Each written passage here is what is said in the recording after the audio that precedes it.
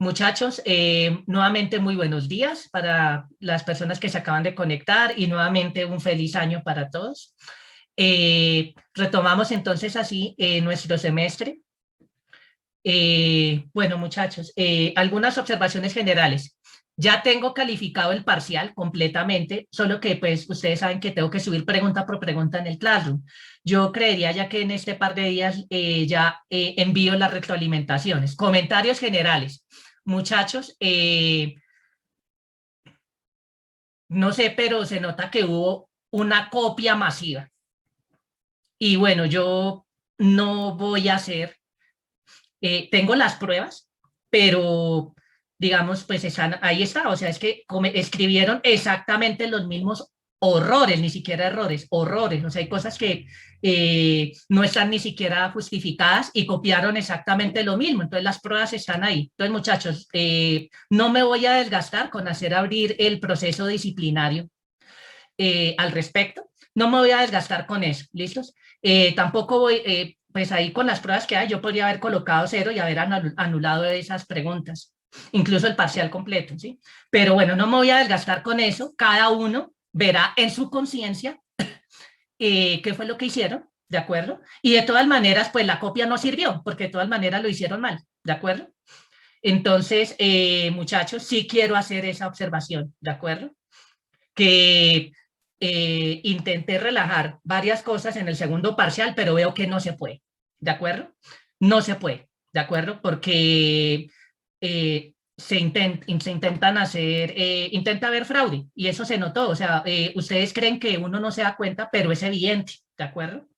Entonces, muchachos, me voy a hacer, o sea, pues digamos que no sirvió el intento de fraude, no sirvió el intento de copia, porque de todas maneras lo hicieron mal y copiaron los mismos horrores. ¿Listos? Entonces, pues voy a dejar así, pero de todas maneras, muchachos, sí quiero advertir que para el cuarto parcial, en el caso de que yo detecte eso, ahí sí yo inicio el proceso disciplinario. ¿Estamos, muchachos? Por ahora me voy a hacer el que no vi nada, ¿de acuerdo? Entonces, por favor, ¿listos? Esto es como una pequeña observación que sí quiero hacer con respecto al parcial. Y, pues bueno, muchachos, ya como les he comentado, ya pues aproveché mis vacaciones y en las vacaciones ahí califiqué ya los parciales, ya están calificados. Lo que tengo que hacer es subir la retroalimentación. Por ahora no puedo subir esas notas al CIA porque el CIA está en mantenimiento hasta el 17 de enero. Entonces, pero lo que sí puedo hacer es hacerles llegar la retroalimentación de sus parciales. ¿Listos, muchachos? Bueno, esto es con respecto al, al parcial. Bueno, listos. Pero sin embargo, el parcial no era imposible, estaba muy fácil. Algunos puntos, por ejemplo, el de demostrar la unicidad de los completados, muchachos. De todas maneras, yo sé que varios lo que hicieron fue transcribir lo que hicimos en clase, sin llenar los detalles. Esa no era tampoco la gracia. ¿Cuál era la gracia? Llenen los detalles. O sea, se supone que eso quedó como un ejercicio. De acuerdo, nosotros hicimos acá un bosquejo en la clase de cómo demostrar eso, ¿de acuerdo? En los horarios de atención, varios de ustedes eh, hicieron el ejercicio, me hicieron preguntas, fueron pues tal vez de pronto los poquitos que sí lo hicieron, lo que era lo que se pretendía hacer, o sea, no era transcribir lo mismo de la clase, eso es copia, muchachos, ¿estamos?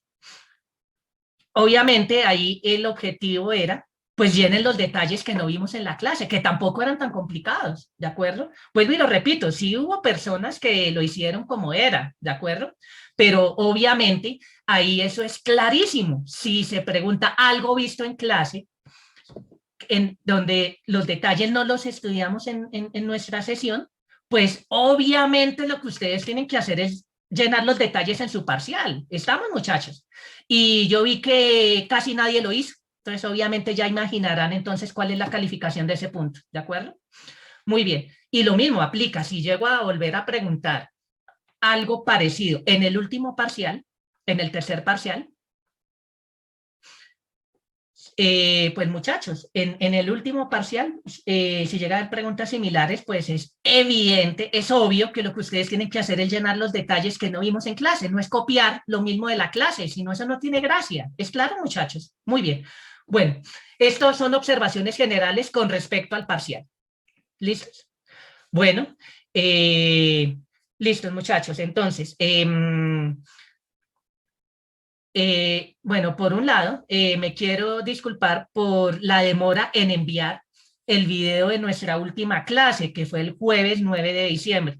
La semana siguiente, que fue la semana del 14 de diciembre, fue una semana un poquito traumática para mí por muchísimos motivos. Ustedes, yo les había comentado, ¿sí? Ustedes ya sabían que esa semana yo estaba de coorganizador de un evento internacional, bueno, virtual, pero de todas maneras eso requirió muchísimo trabajo. Era un evento virtual donde, entre comillas, la sede era la Universidad Nacional, entonces yo tenía muchísimo trabajo al respecto. Afortunadamente el evento salió muy bonito. Yo había visto que varios de ustedes se habían inscrito y vi algunos de ustedes al inicio, no sé si de pronto participaron en las charlas. Ya posteriormente salió un evento muy bonito y se cumplió el objetivo, básicamente, que era interactuar con colegas en Brasil y saber un poco qué es lo que hacen. Pues yo tengo varios contactos en Brasil, yo sé lo que más o menos ellos trabajan, pero la idea era como ampliar un poquito, digamos, esta red de trabajo y yo creo que se logró el objetivo en ese sentido. Pero bueno, muchachos, lo que les comentaba, esa semana fue muy traumática para mí, uno por el evento, y la otra era, pues tenía que hacer dos parciales, ¿sí? Uno, el parcial aquí con ustedes y tenía parcial de mi otro curso. Entonces, la verdad, yo después del 18 de diciembre me desconecté casi que completamente de las cuestiones de la universidad. Me tomé muy en serio las vacaciones y pues la verdad estaba ya muy fundido porque casi desde febrero yo no había parado, ¿sí? Entonces, sí, o sea, me disculpo de antemano que no envié en el momento el video. Yo ya les envié el video de la sesión del 9 de diciembre. Sí, muchachos. Entonces, pues primero que todo, mil disculpas por no haberlo enviado un poquito antes. Ya lo acabo de enviar esta mañana. Eh, entonces, pues bueno, para quienes no se habían conectado en esa sesión, pues lo que comento es que hicimos algunas cuentas con monotonías con cardinales, ¿de acuerdo? Lo hicimos con Alex 0, lo hicimos con el continuo y con 2 a la continuo. Simplemente eso fue lo que hicimos, ¿cierto? Y vimos de pronto a qué correspondían ciertas sumas, utilizando monotonías del orden de cardinales, junto con las operaciones suma, producto y potenciación de cardinales, y utilizando el teorema de Cantor-Bernstein. ¿Listos? Básicamente eso es resumiendo lo que hicimos esa última sesión. Y con eso habíamos cerrado la parte básica de cardinales. ¿Cuál es el tema que vamos a empezar a ver hoy? Ordinales. ¿Listos? Muy bien, entonces muchachos, permítanme un momentico, comienzo a compartir pantalla. Muchachos, ¿me pueden confirmar si pueden ver el tablero, por favor?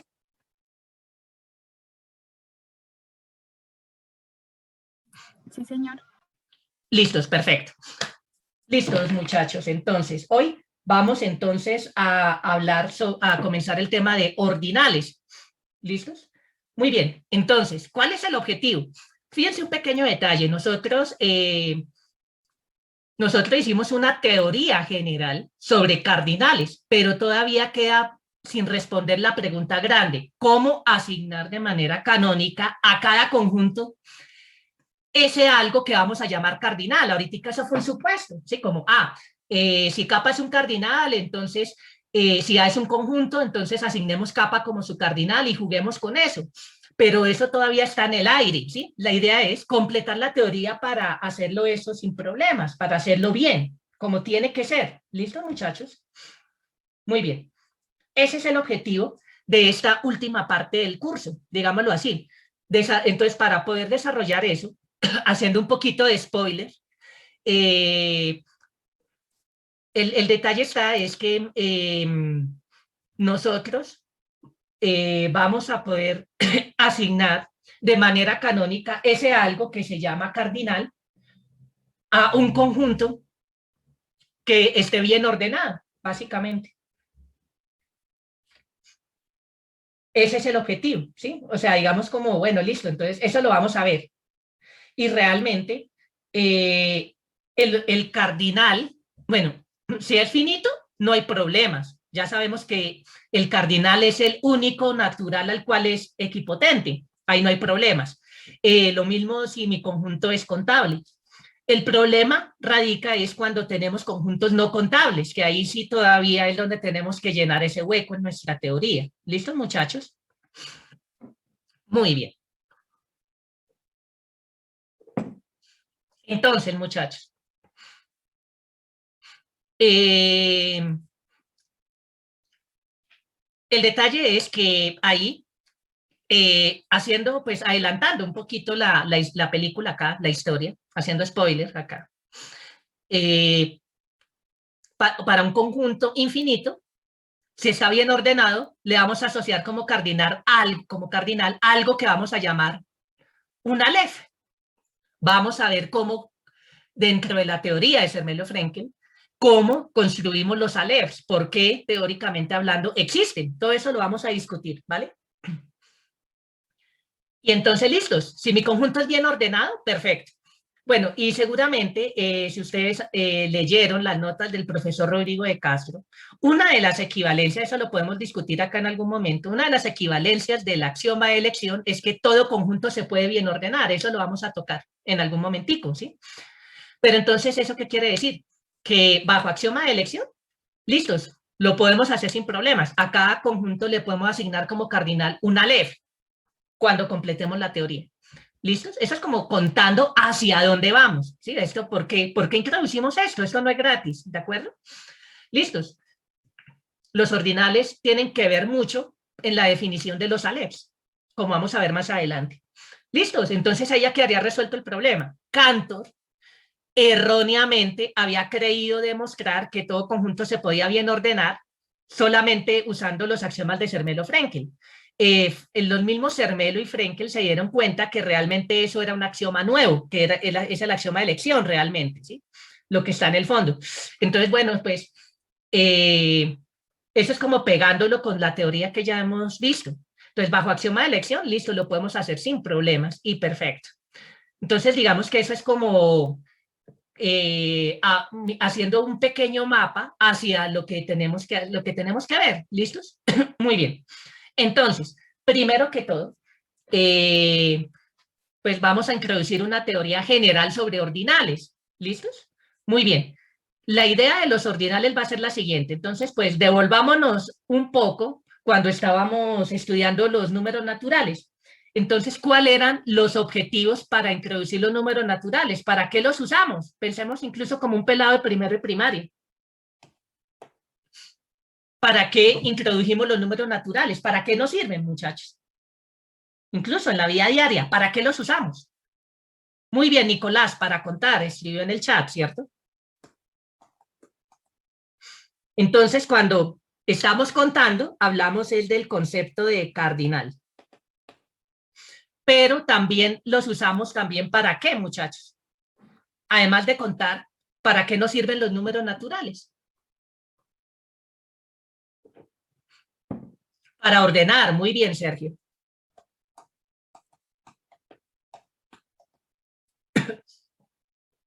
Entonces, cuando vemos un número natural, cuando los usamos para ordenar, entonces hablamos es del concepto de ordinal. ¿Listo? Esa va a ser la diferencia en el fondo. Cuando estamos contando, pensamos en cardinales cuando ordenamos, entonces decimos el primero, el segundo, el tercero, el cuarto, el quinto, etcétera. Pensamos ese del concepto de ordinal. Pues digamos que en la vida diaria, en la del día a día, pues los naturales son suficientes, ¿sí? Digamos, pero en la vida normal, digámoslo así, pero digamos que teóricamente hablando, nosotros podemos pensar incluso en ordinales infinitos. ¿Listo, muchachos?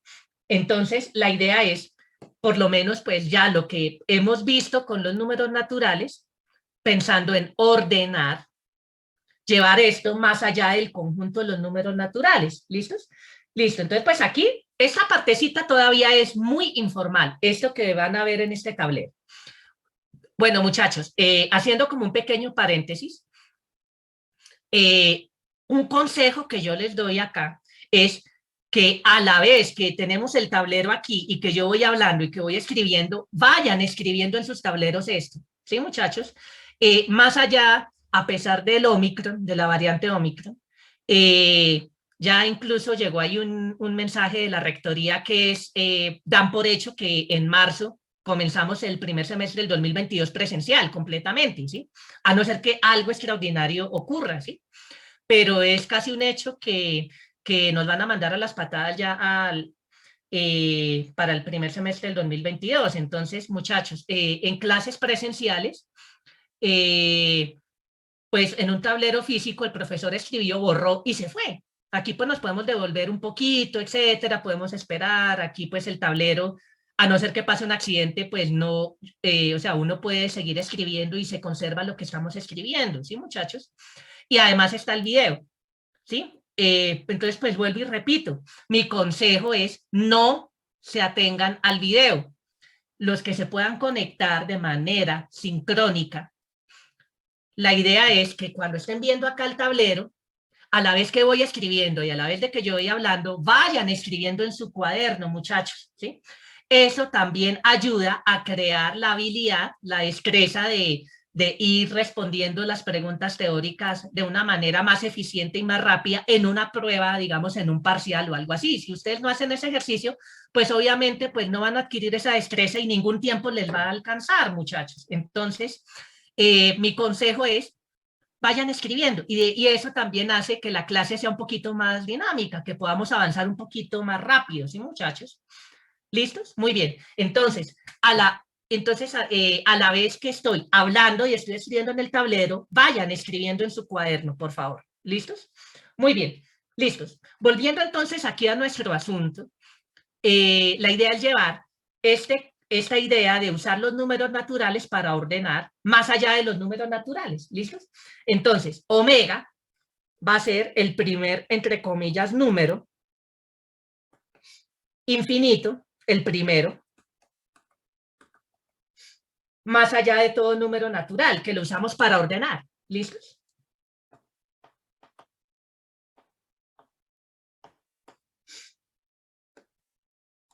Esa es como la idea intuitiva. Obviamente esto lo vamos a formalizar. Esto es como contando un poquito cuál es la idea en el fondo de todo. ¿Qué es lo que pretendemos? ¿Listos? Entonces la idea es llevar todo esto más allá de los números naturales. Formalmente, pues lo que llamamos omega es el conjunto de los números naturales. ¿Y cómo ordenamos los naturales? Con la pertenencia, el orden, viéndolo como orden estricto. ¿Listo, muchachos? Muy bien. ¿Listos? Entonces, de manera análoga, como lo hicimos con los números naturales, nosotros podemos definir la noción de sucesor. Sucesor de un ordinal. Entonces, pues, y lo vemos como sucesor de un conjunto. Entonces, ¿cómo definíamos el sucesor de un conjunto X, muchachos? ¿Alguien se acuerda? Profe, pregunta, Sí, cuando tú te refieres a más allá, ¿es que para todo n en n omega es más grande o no estamos sí, hablando nunca de exacto, orden? exacto, exacto. O sea, eso va a terminar pasando. Y pues digamos que en parte lo de decir que es más allá, la idea es como generalizar lo que hicimos con los naturales, el orden de los naturales, pero a conjuntos más, conjuntos infinitos más grandes. También me refiero a eso, ¿listo, Juan Pablo? Pero sí, lo que usted acaba de decir, eso se va a tener. ¿Listos? Muy bien. Listos, muy bien, muchachos. Y de hecho, muchas de las cosas que nosotros demostramos para los naturales, la idea es extender muchos de esos resultados en esos conjuntos infinitos. ¿Listos? Más grandes, que se comportan casi como los naturales. Entonces, ¿cuáles eran como los teoremas así más llamativos sobre los naturales que nosotros demostramos, pelados? ¿Se acuerdan? Vamos a ver. Vamos a ver si se acuerdan, muchachos. ¿Qué teoremas así como llamativos demostramos sobre lo natural? Es que ustedes incluso ya tenían la intuición en sistemas numéricos, ustedes trabajaban con eso, pero acá los demostramos en la clase.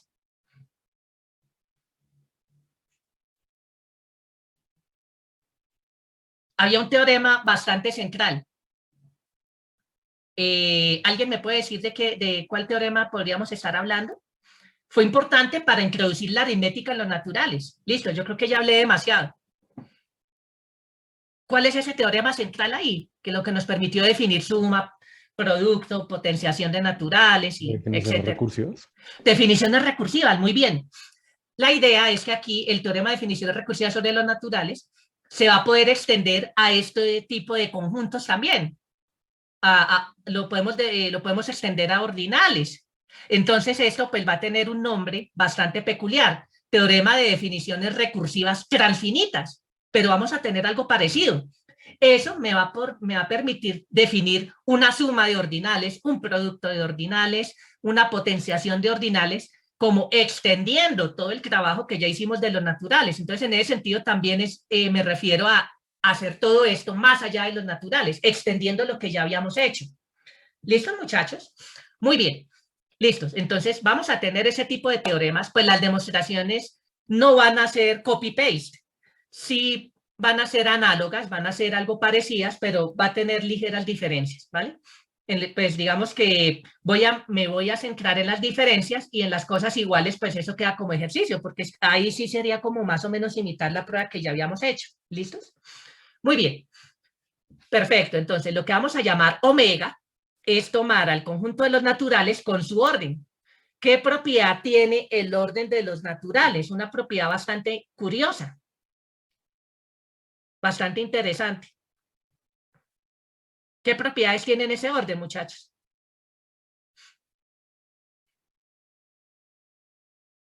Muchachos, eso es sistemas numéricos prácticamente, fundamentos, sistemas numéricos, ni siquiera es teoría de conjuntos.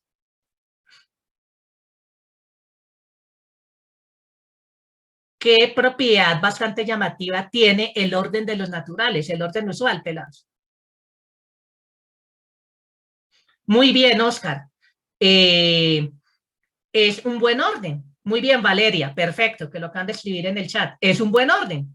Esa va a ser la clave para definir un ordinal. Vamos a trabajar con buenos órdenes. Entonces, la idea es tomar un conjunto, ordenarlo con la pertenencia, y eso debe ser un buen orden. Eso es parte de la definición de lo que es un ordinal.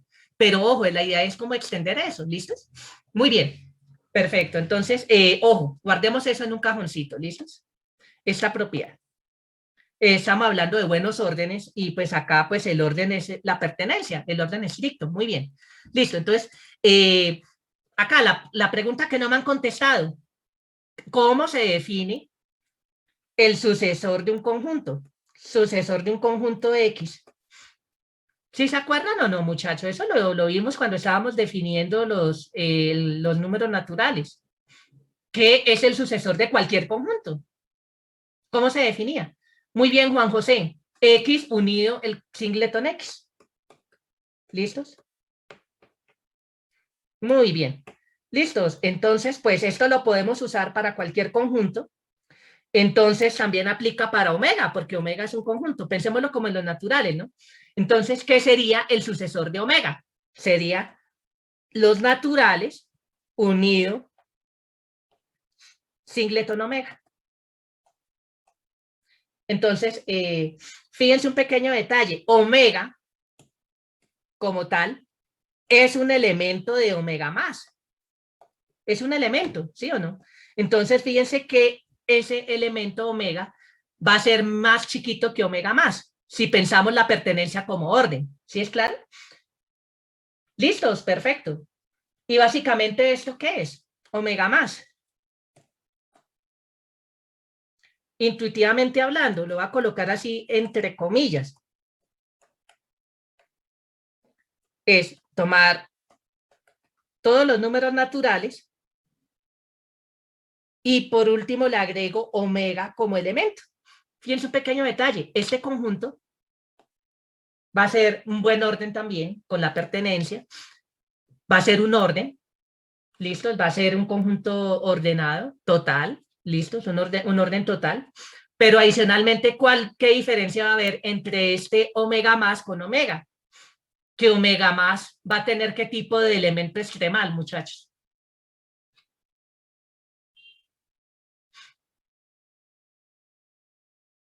Piensen que el orden es la pertenencia. Cualquier número natural. Omega, ¿qué, Camilo? ¿Qué pasa con omega? ¿Omega qué va a ser de omega más? ¿Qué tipo de objeto extremal va a ser?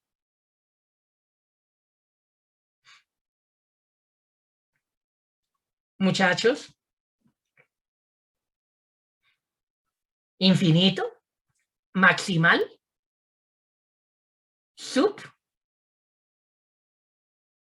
Supremo.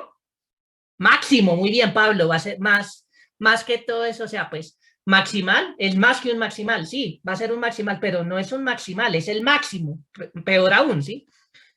Claro, pues si es el máximo, pues va a ser el supremo, pero es el máximo, o sea, va a ser un elemento de mi conjunto que va a ser el más grande de todos. ¿Listos? Y bueno, podemos entonces definir de manera análoga lo que es el sucesor del sucesor. Entonces, pues sería a esto le vamos a pegar un elemento más. Intuitivamente hablando, pues esto ¿qué va a ser? Intuitivamente hablando, 0, 1, etcétera, omega y omega más. Tendría dos elementos más que le estamos agregando al conjunto de los números naturales y así sucesivamente. Entonces podemos definir entonces lo que es el omega más n, o sea, el enésimo sucesor de omega, pues va a ser tomar entonces omega más, etcétera, aplicar ese operador sucesor n veces. ¿Listos? Muy bien, y fíjense que todos esos órdenes, como órdenes, no van a ser isomorfos 2 a 2, van a ser órdenes diferentes. ¿Listos? Entonces, lo que vamos a llamar omega por 2 va a ser como unir todo esto, entre comillas, ¿vale? ¿Cuál va a ser la idea aquí? Pues unir todos estos, que sería, esto vamos a ver que va a ser como una especie de supremo de todos estos personajes, va a ser como una especie de, entre comillas, límite. Intuitivamente hablando, ¿esto qué va a hacer? Pues meter en un conjunto el 0, el 1, el 2, etcétera, ¿cierto? Cualquier natural, etcétera. Y luego meter omega, omega más, etcétera, omega más n, etcétera. Eso es lo que sería entonces omega por 2. O omega más omega, ¿de acuerdo? Listo, todo eso lo vamos a precisar de manera... Dejo de compartir la pantalla. Ay, sí, vi que me sacó esto. ¿Listos? Denme 2 segunditos, por favor. Listo, muchachos, ¿me pueden confirmar si pueden ver la pantalla, por favor? Sí, ya. Listo, muchas gracias, muchachos. Perfecto. Entonces, omega por 2 pues va a ser como una especie de límite de todo esto. Entonces, es meter todos estos elementos en un conjunto. Todavía estoy siendo demasiado vago. Es simplemente contando, ¿sí? Más o menos la intuición de qué es lo que se pretende hacer. Todo esto lo vamos a formalizar, obviamente, más adelante, ¿sí? Entonces aquí, pues de manera análoga, lo que podemos hacer es tomar como, entonces, ¿qué sería omega más 3? Entonces, fíjense que a este personaje le vamos a sumar, vamos a tomar el sucesor del sucesor, y así n veces el sucesor, y tomando como una especie de límite de esto, es lo que vamos a llamar omega más 3. Intuitivamente hablando, ¿esto qué sería? Meter acá todos estos, los naturales, luego un segundo nivel, omega, omega más, etcétera, el enésimo sucesor de omega, etcétera, y luego pues sería, aquí ¿qué sería? El siguiente paso sería omega por 2, el sucesor de esto, así sucesivamente, el sucesor enésimo de todo esto, y metemos todo en un conjunto entre comillas, ¿sí? Esto pues va a ser un ordinal, sin haber dicho todavía qué es un ordinal, pero va a ser como una especie de límite. De hecho, va a ser el supremo de todos estos ordinales que habíamos definido antes, y así sucesivamente. ¿Cuál va a ser el pequeño detalle? Que fíjense que estos como conjuntos van a seguir siendo contables. ¿Listos? Muy bien. Y así sucesivamente. Entonces, pues, ¿qué es lo que iríamos a llamar omega por omega? El límite de todos los omegas por n, entre comillas, y así sucesivamente. Bueno, y entonces la idea es como formalizar todas esas construcciones que estoy hablando aquí muy intuitivamente. Esta todavía es muy intuitivo. ¿Listos? Entonces, permítanme aquí, voy a colocar aquí esa etiqueta. Esto es muy intuitivo. Todavía. ¿Listos, muchachos? Esto todavía es muy intuitivo. ¿Listos?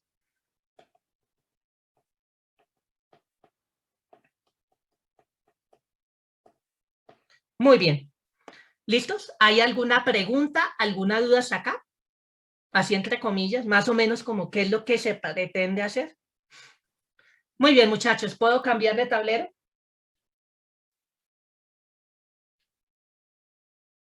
Muy bien. Entonces, pues claro, ¿qué es lo que va a hacer omega por omega? Omega por omega va a ser como considerar pues como meter todo, como una especie de supremo de todo esto. Entonces metemos el 0, el 1, etcétera, omega, etcétera, ¿sí? Tan, omega por 2, tan, omega por 3, etcétera, omega por n, tan. Listo, va a ser como una especie de límite, entre comillas, de todo esto. Eso es lo que va a ser omega por omega y así. Entonces esto va a ser omega por 2, entre comillas, ¿sí?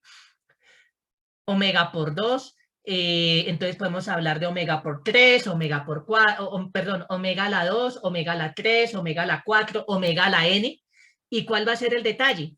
Que entonces ahí podemos hablar del el supremo de todo eso como omega a la omega, pero como va a ser una unión, bueno, suponiendo el axioma de elección, como sería una unión contable de conjuntos contables, omega a la omega como ordinal va a seguir siendo contable. Ahí hay una diferencia gigante con respecto a cardinales, porque nosotros sabemos que alepsero a la alepsero, ¿qué nos dio, muchachos? Alepsero a la alepsero como cardinales, ¿qué cardinal nos dio, muchachos? ¿Sí se acuerdan?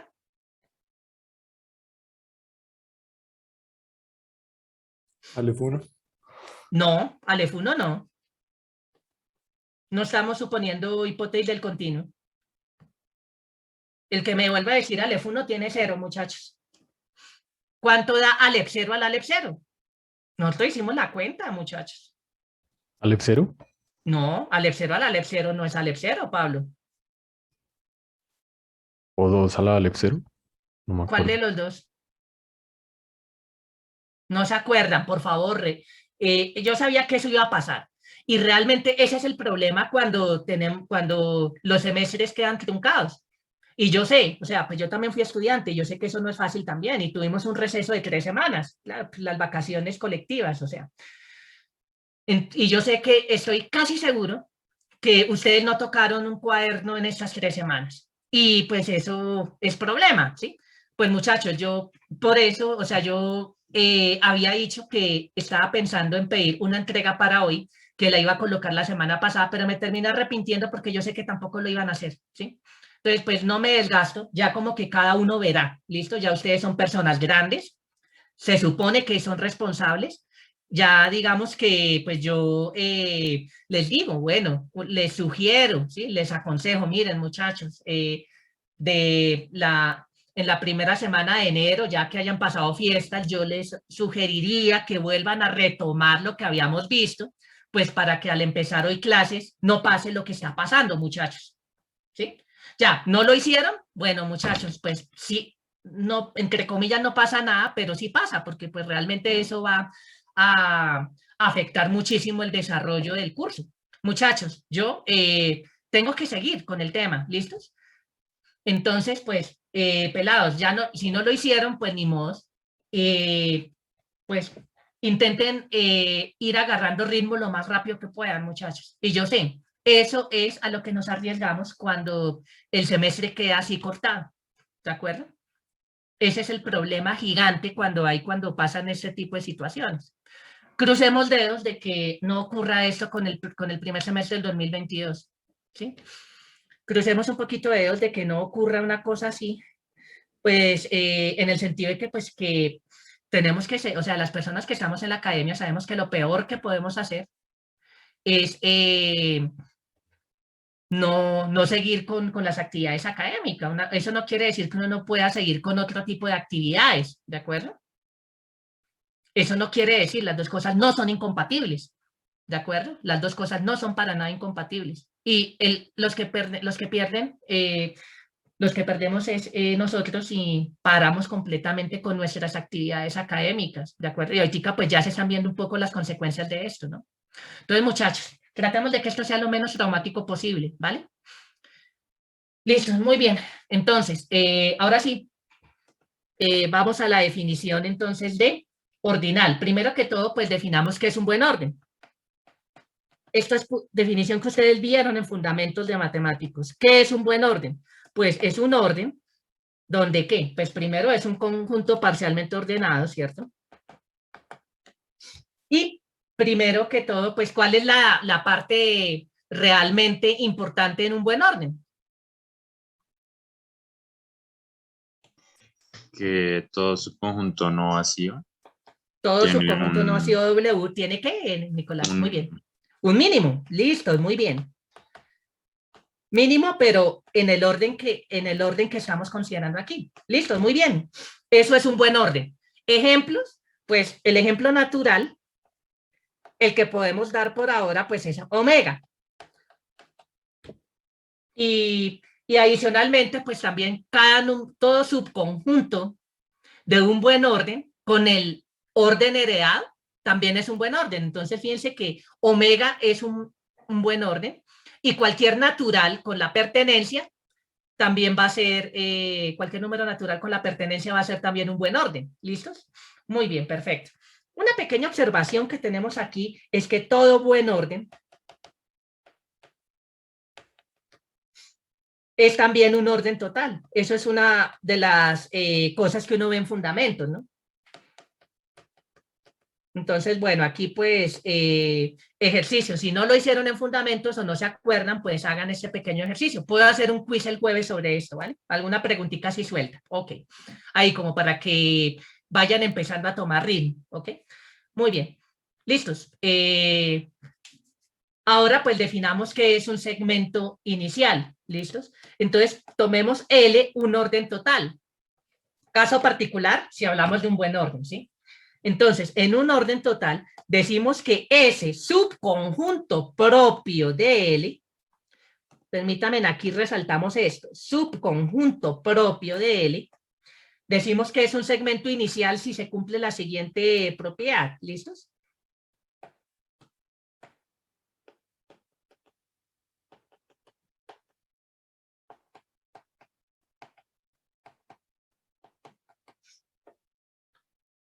Decimos que ese es segmento inicial del orden L, si solo si pasa lo siguiente.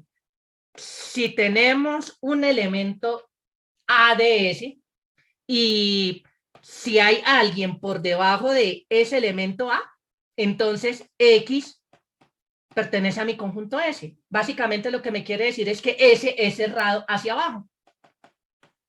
Si alguien ya estaba en S, todo lo que esté por debajo también. Eso es lo que es un segmento inicial. ¿Listo, muchachos? Muy bien. Pero tiene que ser subconjunto propio. Eso es clave, porque pues L, todo el orden total, trivialmente va a cumplir esa propiedad. ¿Sí? Si tomamos cualquier A en L, pues cualquier X por debajo sigue estando en L. Entonces, trivialmente L cumple esa definición, el conjunto completo. Entonces, pues, realmente la definición de segmento inicial la tomamos para evitar trivialidades, como ese es un subconjunto propio de él. ¿Listo, muchachos? Muy bien. Bueno, aquí una pequeña observación es que ese puede ser vacío, no estamos diciendo que no. Y fíjense que si tomamos ese como el conjunto vacío, siempre va a ser segmento inicial.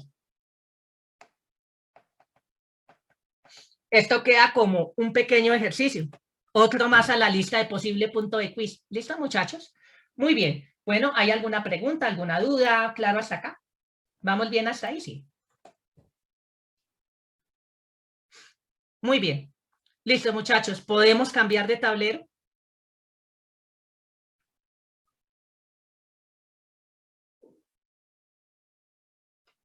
En ningún momento, profe. Listo. Esperamos un ratito más, pero por favor, otra vez. el consejo que les doy es, a la vez de que estoy escribiendo y hablando, vayan escribiendo de una vez. Hagan cuenta que están en un tablero, en un salón físico. ¿Listo, muchachos? Digamos que, pues, si ustedes intentan hacer ese ejercicio desde ya, cuando volvamos a la presencialidad no les va a dar tan duro, porque eso va a pasar ahí. O sea, llega el profesor, escribe en el tablero y ya borró y se fue. Eso se fue. ¿Listo, muchachos? Muy bien. ¿Listo, muchachos? ¿Podemos avanzar?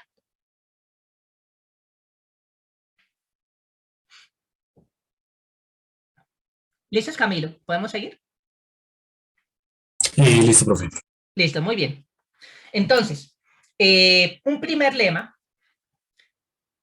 nos dice que si estamos en un buen orden, que es un caso particular de orden total, y si tomamos S, un segmento inicial de W, vamos a encontrar un elemento A, tal que S va a ser el conjunto de los elementos X en W que están estrictamente por debajo de A. ¿Listos?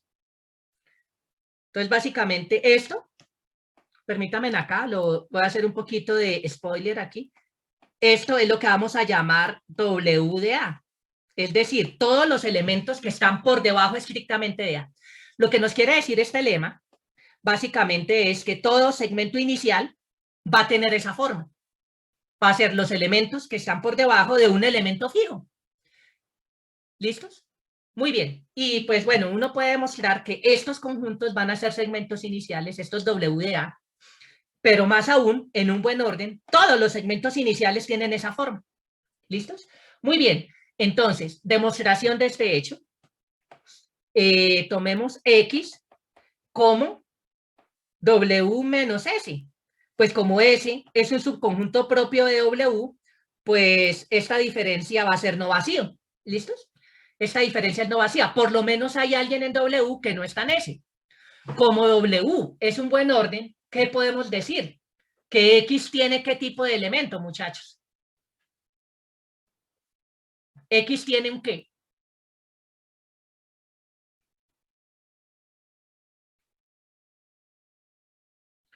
Muy bien, en el chat, Nicolás, Juan José, Catalina dicen tiene mínimo. Entonces, existe un elemento A que es el mínimo de X. Ese A es el candidato a ser este A de aquí. ¿Listos? Entonces, sea X en W que está por debajo de A. Es decir, es alguien que esté en este conjunto. Vamos a ver que ese elemento está en ese. Luego, ¿qué pasa? Pues X no está en X. X no puede estar en X. Pues, ¿qué pasa? Pues razonando por reducción al absurdo, pues si X minúscula estuviera en X mayúscula, en este X, pues ¿qué pasaría? Pues como tenemos que X está por debajo de A, entonces eso me contradice ¿qué cosa? Pues que A sea el mínimo de X, porque entonces sería un elemento en X que está estrictamente por debajo del supuesto mínimo. ¿Sí es claro? Entonces, pues, X minúscula no puede estar en X. Pero como X minúscula no está en X, entonces, ¿qué pasa? Pues sí es un elemento en W, pero como no está en X, entonces sí tiene que estar en S. ¿Listos? Entonces tenemos, entre comillas, esta contenencia. ¿Listo, muchachos? Muy bien. Ahora, supongamos que no tenemos esta contenencia. Supongamos que no tenemos esta contenencia de aquí. Entonces, eso lo que nos diría es, supongamos que hay alguien, o más bien, veámoslo.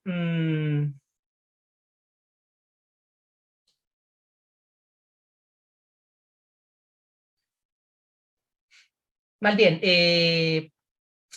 bueno, no es exactamente esa contenencia, es más bien la contrarrecíproca. Entonces, si vamos a demostrar que ese está contenido acá, entonces tomemos a alguien que no esté aquí, veamos que ese alguien no puede estar en ese. ¿Listo, muchachos? Ahí corrijo entonces aquí el argumento. Entonces, supongamos que tomamos un X en W, tal que X no está por debajo de A. O sea, no está en este conjunto, ¿listos? Pero como en particular W es un orden total, porque es un buen orden, ¿cierto? Entonces, ¿qué podemos decir? Pues si X no está por debajo de A, pero como W sí es un orden total, entonces pues tenemos el orden de esa manera. X es mayor o igual que A. Ahí usamos el hecho de que W es un orden total. ¿Listo, muchachos? Muy bien. Entonces, ¿qué es lo que nosotros tenemos que ver? Tenemos que ver que este elemento de X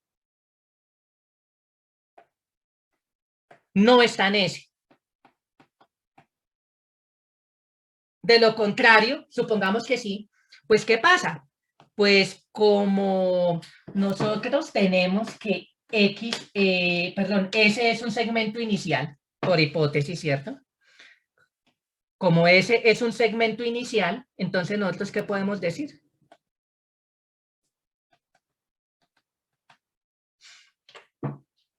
Fíjense que nosotros tenemos que X es menor o igual que A. ¿Listos? Hay dos casos acá, o X es A o X es más grande que A. Pero nosotros, si suponemos que X está en S, entonces fíjense que este elemento A, si es X, está en S. Y si está por debajo, por definición de segmento inicial, todo lo que esté por debajo de alguien que ya estaba en S, tiene que estar por debajo de S. Entonces, en cualquier caso, tendríamos que A pertenece a S. Pero hay un pequeño detalle. A es el mínimo de X. Entonces, por lo tanto, A pertenece a X. Pero X es W menos S. Entonces, ¿qué quiere decir? Que A no está en S, pero está en S. ¿Listos? Entonces, esto nos contradice que A pertenece a X. ¿De dónde surgió la contradicción? De suponer que X, que X está en S. De ahí surgió la contradicción. Entonces, por lo tanto, X no es elemento de S. Entonces, ¿qué demostramos? El contrarrecíproco de que todo elemento de S es elemento de este conjunto. Para todo X. Si X no es elemento de acá, no es elemento de S. Entonces, ¿qué es lo que podemos decir? Entre estos dos conjuntos, muchachos. Son iguales. Muy bien, Pablo. ¿Y por qué son iguales? Por lo tanto, este conjunto S resulta ser exactamente el conjunto de los X en W que están por debajo de A. Pero, ¿por qué podemos decir eso? Por No el me axioma de vayan a extensión. decir. Axioma de extensión, muy bien. Ojo aquí, esto me lo garantiza es el axioma de extensión de Zermelo-Fraenkel. Muchachos, yo no sé por qué, no es generalizado, pero todavía hay algunos de ustedes que me dicen que es que por definición de igualdad entre conjuntos, muchachos, esto ya no es fundamentos. Aquí estamos justificando las cosas a la luz de ciertos axiomas. Sí, muchachos, entonces, pues claro, obviamente ustedes saben qué nota coloqué ahí, ¿no? Aquí hay un axioma que me está diciendo que me permite decir cuándo dos conjuntos son iguales y tiene un nombre, axioma de extensión. ¿Listo, muchachos? Muy bien. Bueno, muchachos, ¿hay alguna pregunta hasta aquí? ¿Todo claro? Muy bien, listos. Entonces acá hemos demostrado que en un buen orden los segmentos iniciales tienen esta cara. ¿Listos? Muy bien. Listos, muchachos. ¿Hay alguna pregunta, alguna duda con respecto a este argumento, a la demostración de este hecho?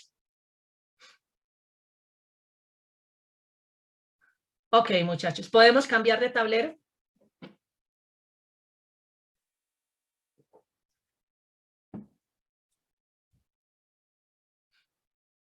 Muchachos, ¿podemos cambiar de tablero?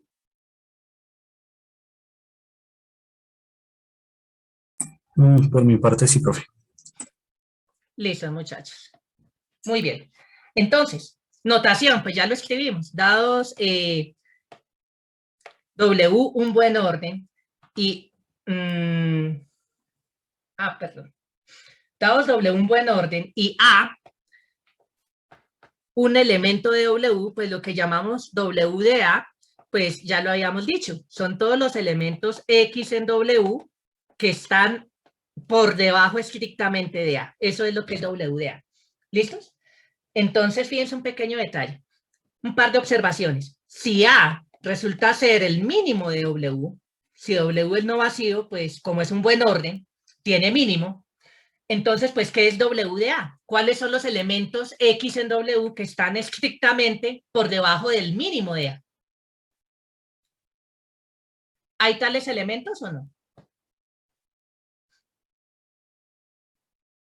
Si A es el mínimo de W, ¿Habrán elementos en W más pequeños que el mínimo de W? Muchachos. Ah, bueno, Juan José dice que no. Entonces, este conjunto W de A, ¿qué sería en este caso, muchachos? Sería el vacío. ¿Listos? Y recordemos que vacío, quedó como ejercicio ver que vacío es un segmento inicial. ¿Listos? Vacío cumple la definición de ser segmento inicial. Muy bien, muchachos. Bueno, otra pequeña observación aquí es que W de A, tomando el orden prestado, es también un buen orden. Todo subconjunto de un buen orden, con el orden prestado, con el orden heredado, sigue siendo un buen orden. ¿Listos, muchachos? Muy bien. Entonces, un par de observaciones aquí que hacemos con respecto a segmentos iniciales de esta forma. ¿Listos? Muy bien. El siguiente teorema es bastante interesante. Es un primer teorema así que me permite comparar, entre comillas, buenos órdenes. ¿Listos? Muy bien. El teorema dice lo siguiente. Dados W1 y W2 buenos órdenes arbitrarios, exactamente una de las siguientes situaciones ocurre. La primera, que los dos buenos órdenes son isomorfos. ¿Qué quiere decir que dos buenos órdenes sean isomorfos? Quiere decir que existe una función biyectiva que me respeta el orden. Aquí, como estamos en un buen orden, respetar el orden es una función que es lo que vamos a llamar creciente, es decir, que si X es menor que Y en el dominio, sus imágenes siguen respetando el orden en el codominio. ¿Listos? Pero más aún, además de que me respeta el orden, va a ser biyectiva. ¿Listos? Muy bien. Esto es una primera situación. Segunda situación. W1 es isomorfo a un segmento inicial de W2.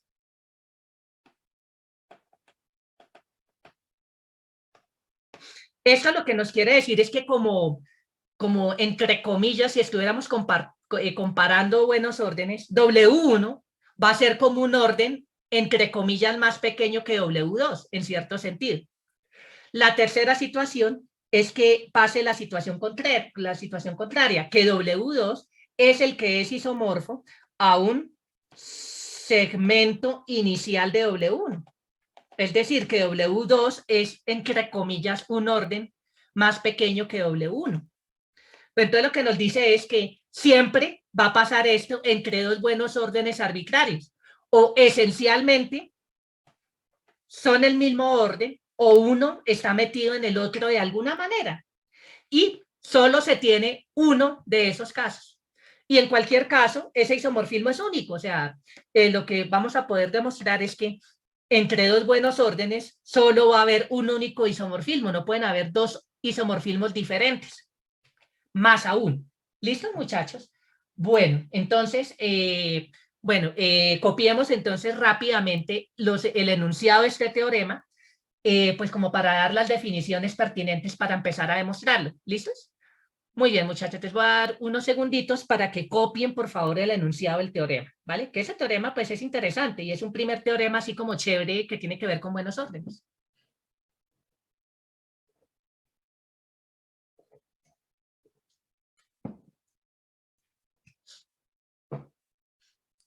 Bueno, muchachos, yo sé que en primera instancia esto puede parecer casi como una especie de fundamento segunda parte.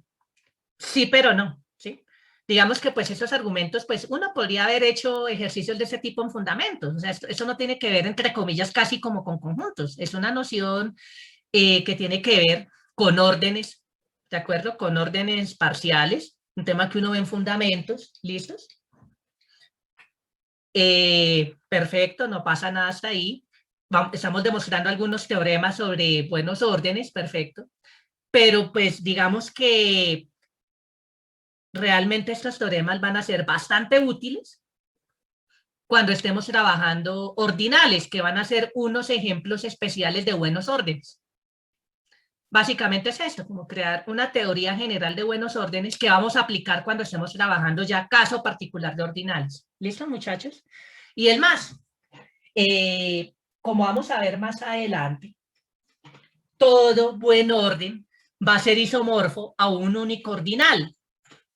Entonces eso es bastante potente, porque básicamente lo que nos está diciendo es que esencialmente todo buen orden se puede ver como un ordinal, entre comillas.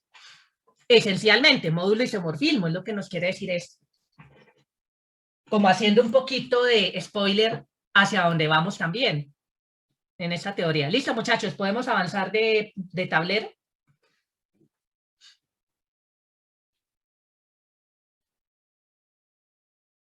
Muchachos, ¿podemos seguir? Sí, profe. Listo, muy bien. Perfecto. Entonces ahora vamos a ver algunas pequeñas definiciones. Dados dos órdenes totales X y Y, una función de X en Y se dice creciente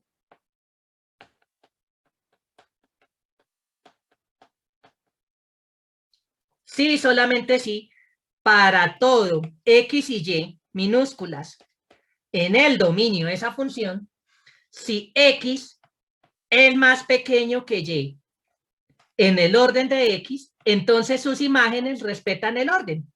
Entonces f de X va a ser más pequeño, pero según el orden de Y, que f de Y. ¿Listos? Esto es lo que decimos que una función sea creciente. ¿Listo, muchachos? Muy bien. Entonces, ejemplos de funciones crecientes, pues, por ejemplo, pensemos en el orden de los reales con el orden usual, que es un orden total. No estamos hablando acá de buenos órdenes, ¿de acuerdo? Por decir cualquier cosa, nosotros sabemos que hay monotonía del orden con respecto a la suma en los reales. Entonces, por ejemplo, si a un real X le asociamos, tomamos f de X como X más 1, entonces, pues si X es menor que Y en los reales, X más 1 es menor que X, que Y más 1. Respeta el orden, estamos hablando del mismo orden en X y Y. Entonces, fíjense que esa función va a ser creciente. ¿Listo, muchachos? Muy bien. Bueno, una pequeña observación es que toda función creciente va a ser inyectiva. Eso queda como un pequeño ejercicio, ¿vale? Haciendo como haciendo el argumento así en el aire, pues si estamos en un orden total, ¿sí, muchachos? Entonces, pues, ¿qué pasa? Supongamos que nuestro orden no es inyectivo. Entonces, ¿qué pasa? Quiere decir que existen dos elementos, perdón, que nuestra función no es inyectiva. Si nuestra función f no es inyectiva, perdón, muchachos, acá. Si f no es inyectiva, existirían dos elementos diferentes en X con la misma imagen. ¿Listo? Entonces existirían dos elementos X y Y aquí diferentes con la misma imagen. Entonces, ¿qué pasa? Como son diferentes, como X es un orden total, los puedo comparar. Sin perder generalidad podemos decir que X es menor que Y, según el orden de X. Entonces, ¿qué pasa ahí, muchachos? Pues, si por hipótesis F es creciente, entonces la imagen de X es menor estricto que F de Y. Eso me contradice la irreflexividad del orden estricto. ¿Más o menos claro el argumento, muchachos? Ejercicio, escríbanlo bien. Ya lo hicimos acá en el aire, ¿listos? Ahí están yo más o menos claras las ideas, ¿no? Escríbanlo bien. Otra pregunta más para posible punto de quiz del jueves. ¿Listo, muchachos? Muy bien. Ahora, una función de X en Y, acá mismas hipótesis, X y Y, órdenes totales. Decimos que una función de X en Y es un isomorfismo.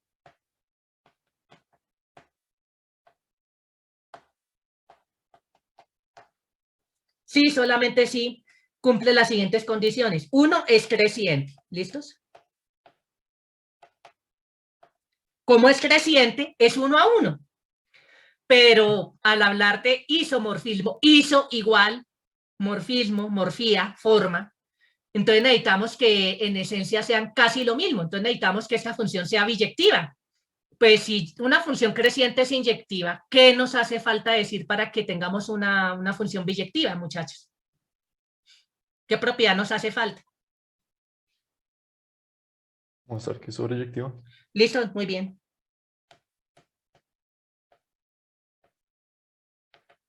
Es suficiente esto.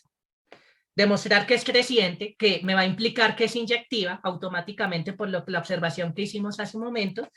Solamente entonces sería suficiente mostrar que es creciente y sobreyectiva, y ya entonces al ser creciente ya es 1 a 1. ¿Listo, muchachos? Entonces esto es lo que es un isomorfismo. ¿Listo? ¿Y cómo denotamos que hay un isomorfismo entre ambos? Pues bueno, tomamos aquí el orden X, tomamos el orden Y,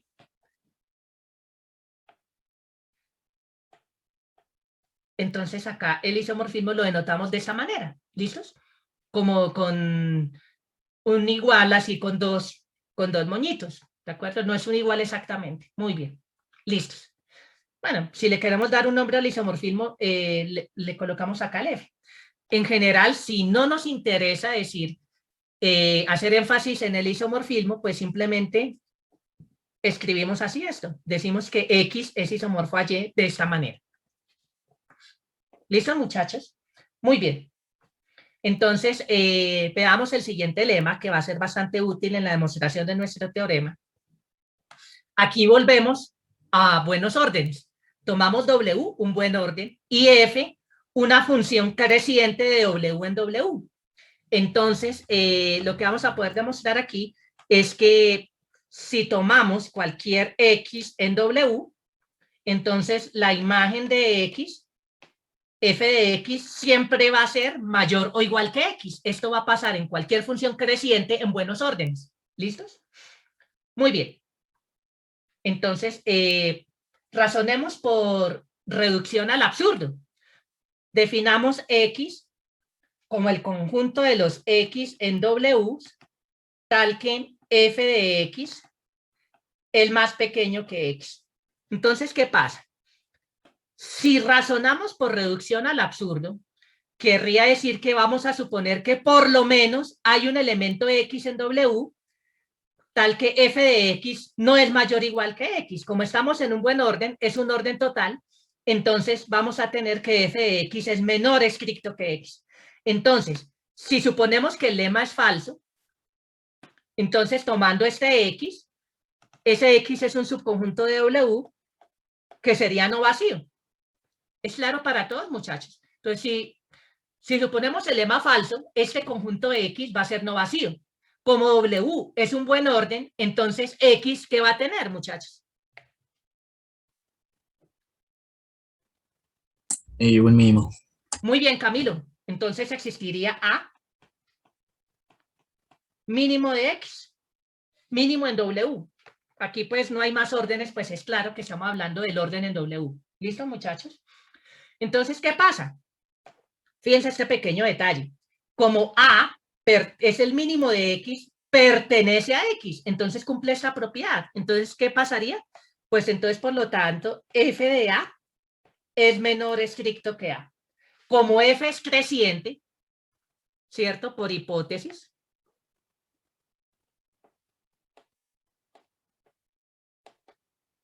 Entonces, como F es creciente, entonces aplicamos F aquí a la izquierda y F a la derecha y la desigualdad se conserva. ¿Sí es claro eso, muchachos? Entonces esto me queda F de A es menor estricto que F de A. ¿Estamos o no?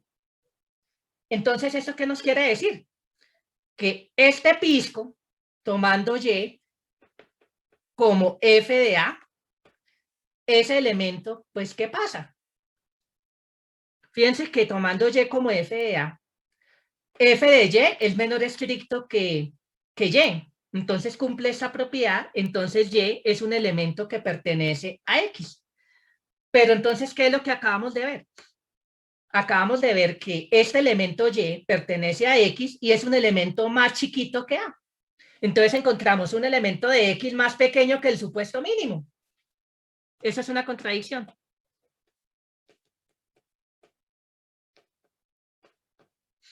¿Listos? Entonces, ¿de dónde surgió la contradicción?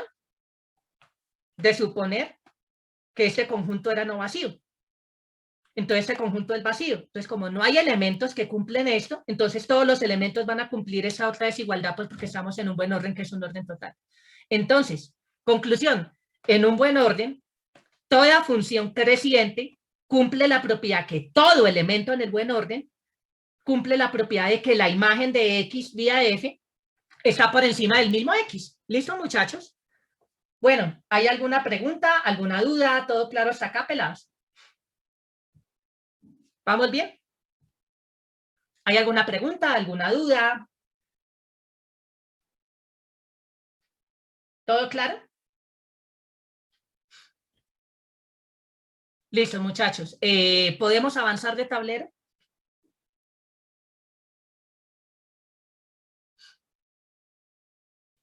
Muchachos. Sí, profe. Listos, ok. Perfecto. Como un pequeño corolario de este hecho, podemos decir que entonces ningún buen orden es isomorfo a un segmento inicial de sí mismo. Este hecho es bastante útil. Ningún buen orden es isomorfo a un segmento inicial de sí mismo.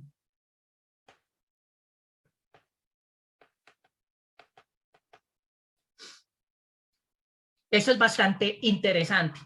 ¿Listos? Ya ahorita vamos a ver por qué vamos a poder demostrar esto. ¿Listos? Muy bien. Y esto va a ser muy útil cuando estemos trabajando con ordinales.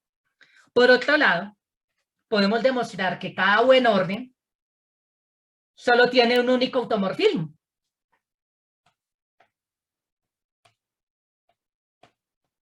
¿Qué es un automorfismo? Auto, a sí mismo, morfismo. Entonces quiere decir un isomorfismo de un buen orden en sí mismo. Entonces, pues, nosotros podemos ver que la identidad de W cumple la definición de ser un isomorfismo. Lo que dice esta propiedad es, lo que nos dice es que el único isomorfismo de un buen orden en sí mismo, que es lo que llamamos un automorfismo,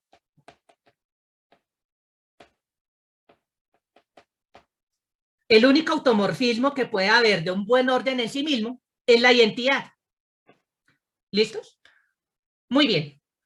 Y como una consecuencia casi que inmediata de este hecho, es que si dos buenos órdenes son isomorfos, tal isomorfismo es único también. ¿Listos? Tal isomorfismo es único.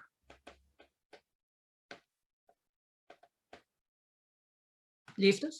Muy bien. Listos, muchachos. Entonces, por favor, copiemos estos tres enunciados, ¿vale? Copiemos esos tres enunciados antes de empezar a hacer las demostraciones. Las demostraciones son relativamente hablando sencillas, ¿vale? Muy bien.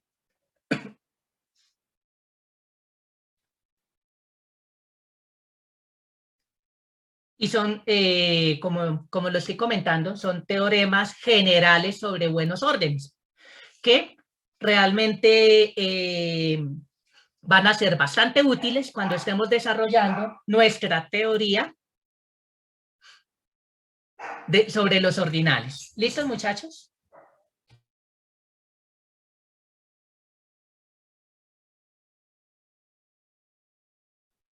Muy bien, muchachos. Entonces vamos a seguir aquí. Vamos a demostrar entonces esa primera afirmación. Ningún buen orden es isomorfo a un segmento inicial de sí mismo. Nosotros ya demostramos que todo segmento inicial es de la forma W de A. Eso ya lo demostramos. Entonces, sea F una función de W en W de A para alguna en W. Entonces veamos que ninguna función de W en W de A puede ser creciente. Pues si ninguna función puede ser creciente, menos puede ser un isomorfismo. ¿Es claro? Entonces, pues bueno. Entonces, fíjense lo siguiente. Si miramos F de A es elemento A, pues es un elemento de W, podemos determinar su imagen vía F. Al ser un elemento de W de A, por definición de W de A, ese elemento tiene que ser menor que A. Entonces, pues por el lema anterior, fíjense lo que me dice el lema anterior lo que nos decía es que si F es una función creciente, todo elemento en W cumple esa propiedad. F de X es mayor o igual que X. Acabamos de encontrar por lo menos un elemento X, tomando X como A, tal que esto no se tiene, porque F de A es menor estricto que A, entonces esto no se tiene, ¿de acuerdo? Por la irreflexividad del orden estricto. ¿Es claro, muchachos? Entonces, ¿qué tenemos entonces aquí, muchachos? Entonces tendríamos... perdón, es por... sí, exactamente por eso, por la irreflexividad del orden, por lo que pues el orden estricto es transitivo también. Juntando todo, entonces esto no se tiene, o sea, como esto no se va a tener, entonces, por el contrarrecíproco de este lema, F no puede ser creciente. ¿Es claro, muchachos? Porque F de A es menor que A, entonces esto no se tiene, entonces F no puede ser creciente. ¿Estamos o no? Incluso, pues W de A es un subconjunto de W. Nadie me está diciendo que este F es sobreyectivo. ¿Listos? Entonces, aplicando el lema aquí, entonces por el lema anterior, F no puede ser creciente. ¿Eso es claro, muchachos?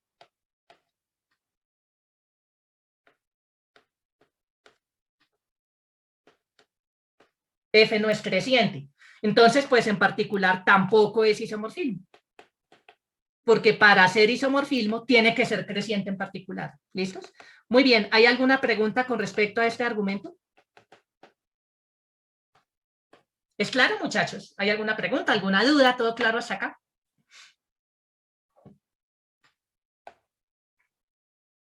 Muy bien.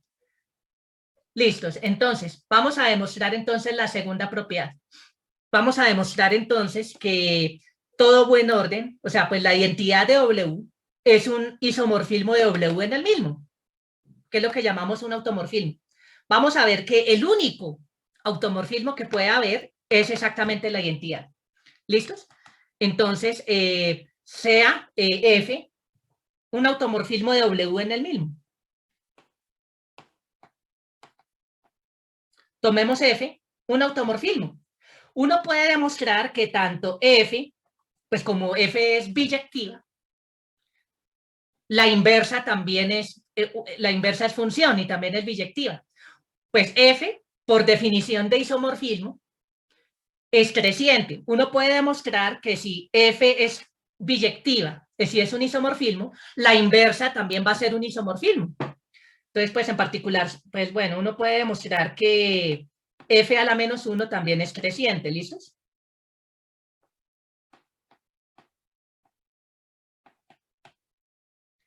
Muy bien, muchachos. Entonces, F y F a la menos 1 son crecientes.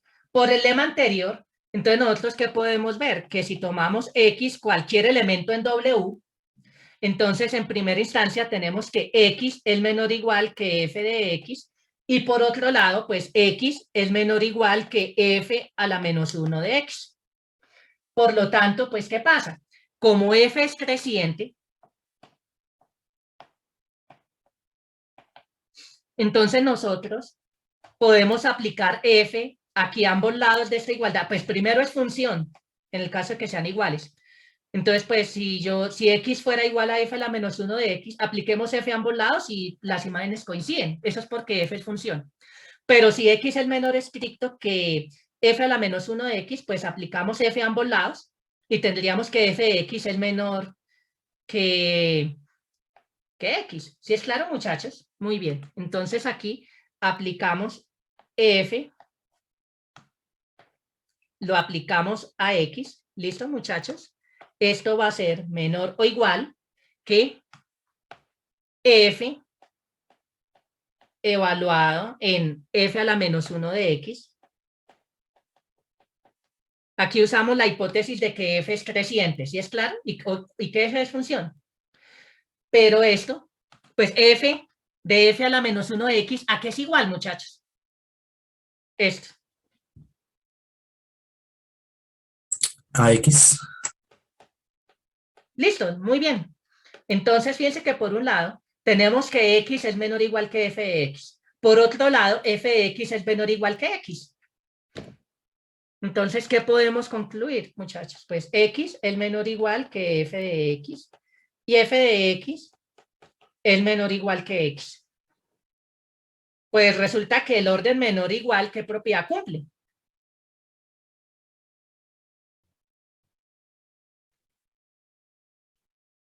Pues estamos hablando de un orden parcial y estamos no el orden estricto, sino el orden menor igual. Pues el orden menor igual, ¿qué propiedad cumple, muchachos? Antisimetría, no antisimétrica, antisimetría. Ese es el nombre, el sustantivo, ¿es claro? Entonces, por la antisimetría del orden menor o igual, ¿qué podemos decir? Pues que f de x es igual a x. Entonces, ¿qué me quiere decir? Pues que f es exactamente la función identidad de W. Y con esto termina la demostración. ¿Es claro, muchachos? ¿Hay alguna pregunta, alguna duda hasta aquí? ¿Todo claro?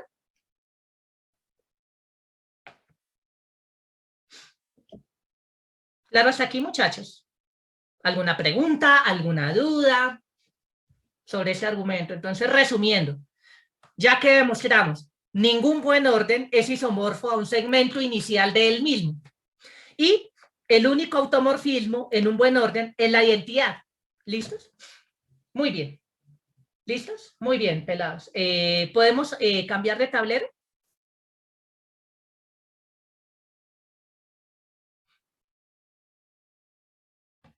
Listo, muchachos. Interpreto ese silencio como un sí.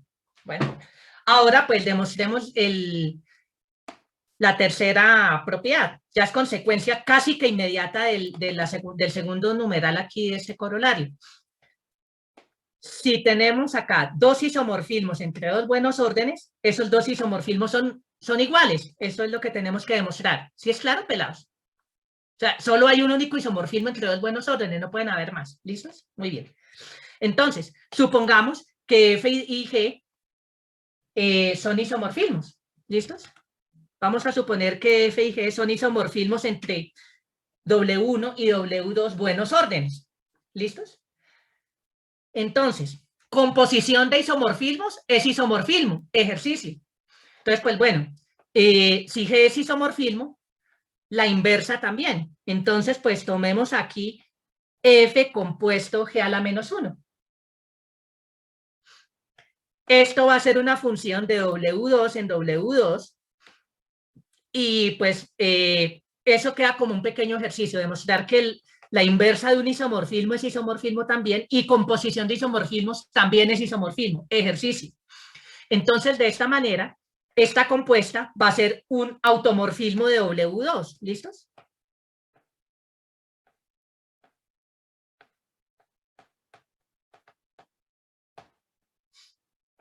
¿Listos? Muy bien. Entonces, por lo tanto, por lo anterior, pues esto ¿qué tiene que ser? Tiene que ser la identidad de W2. Entonces, nosotros ya sabemos que entonces el único automorfismo en un buen orden es la identidad. Entonces, esto tiene que ser la identidad de W2. ¿Listo, muchachos? Ahora, pues concluyamos que G es igual a F. Entonces, pues G es una función que va de W1 en W2. Entonces, pues esto es lo mismo que si componemos a izquierda a G con la identidad de W2. ¿Listos? Y ahora pues reemplazamos esto de acá abajo. ¿Listos? Entonces esto va a ser igual a F compuesto la inversa de la inversa de G, pero recordemos que la composición de funciones es asociativa, entonces esto es igual a F compuesto G a la menos 1 con G. Esto va a ser igual a ¿qué, muchachos? Esto va a ser igual a ¿qué? A F, y pues esta composición va a ser ¿qué cosa? La identidad de W1, y si componemos a F con la identidad de W1 hacia derecha, pues esto va a ser igual a ¿qué? Pues eso va a ser igual a F. Y con esto entonces terminamos la demostración. Entonces ya fue una consecuencia bastante inmediata de lo que ya habíamos demostrado. Bueno, muchachos, ¿hay alguna pregunta, alguna duda? ¿Todo claro hasta acá?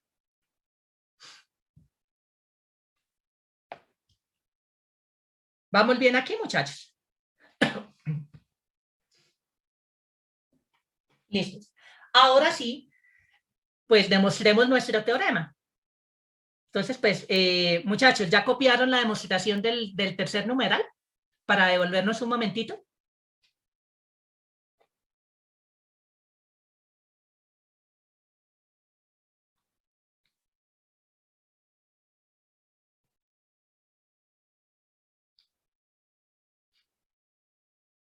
Listo, muchachos. Me voy a volver un momentico acá para simplemente recordar qué es lo que tenemos que probar.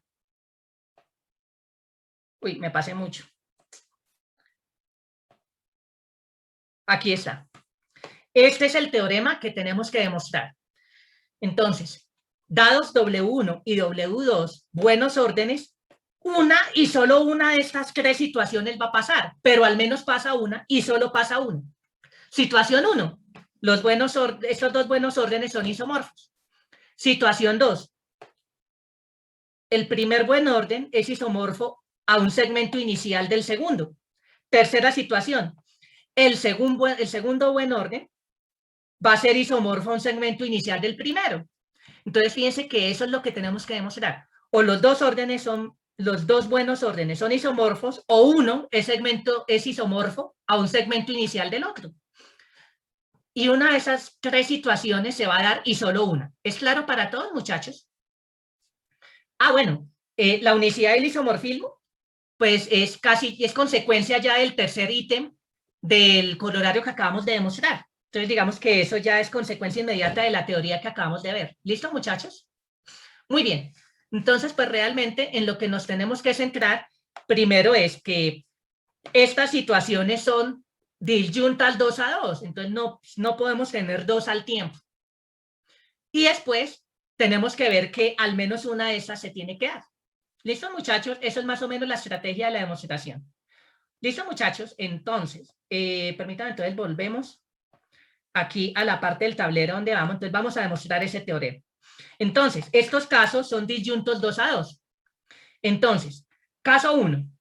Supongamos que W1 es isomorfo a un segmento inicial de W2. Ya sabemos que todos los segmentos iniciales de un buen orden tienen esta forma, ¿sí?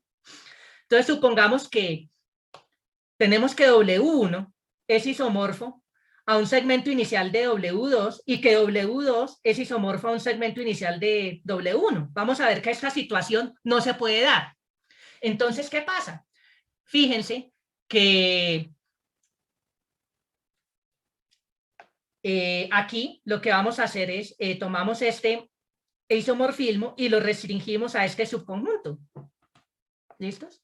Entonces, aquí es G, lo restringimos a este subconjunto de W2. No es difícil ver que esto va a ser un isomorfismo, es creciente, sigue siendo creciente, va a ser un isomorfismo entre W2 de A y W1 de G de A, la imagen de A vía G. ¿Listos? Entonces, pues, ¿qué pasa? Pues fíjense que tenemos un isomorfismo entre W1 y este personaje, W2 de A. Entonces tenemos un isomorfismo entre W2 de A y W1, la inversa de F. Entonces, este segmento inicial va a ser isomorfo a W1. Y W1 es isomorfo a este pisco de acá, W1 de G de A. Entonces, por lo tanto, componiendo entonces estas dos, el isomorfismo acá, la inversa de F, entonces sería un isomorfismo entre W2 de A y W1. Y luego componiendo W1 con, bueno, perdón, no, acá estoy cometiendo un error. Perdón, muchachos. ¿Cómo sería entonces aquí el argumento correcto?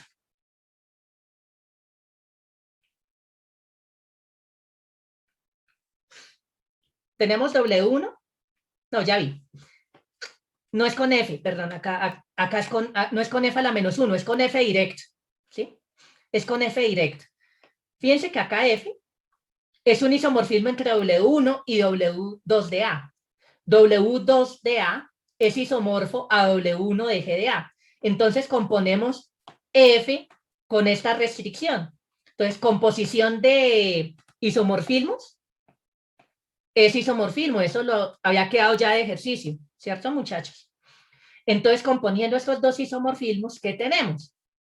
Tendríamos un isomorfismo entre W1 y este segmento inicial propio de W1, ¿cierto? Que sería componer F con esta de acá.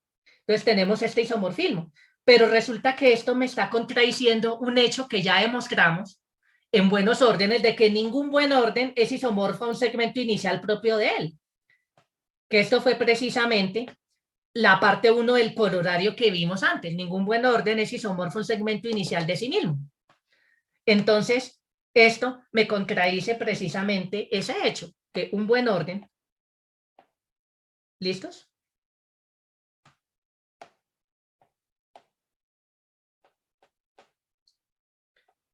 No es isomorfo a un segmento inicial de sí mismo. ¿Es claro el argumento aquí, muchachos?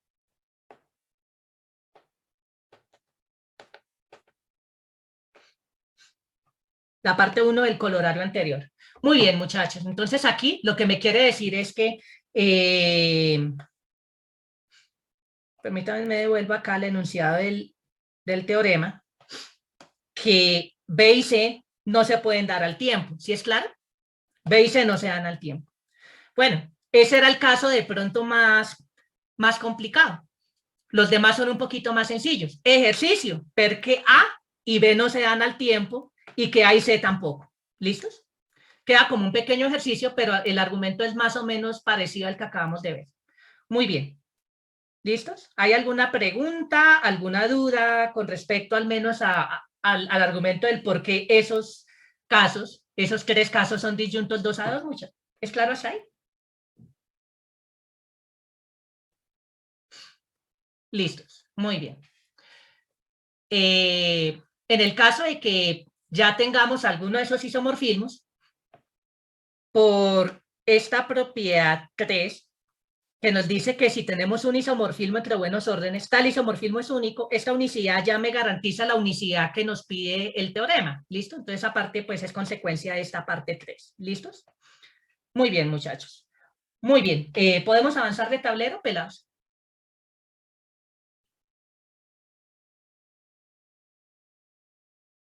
Un momento, profe. Ok.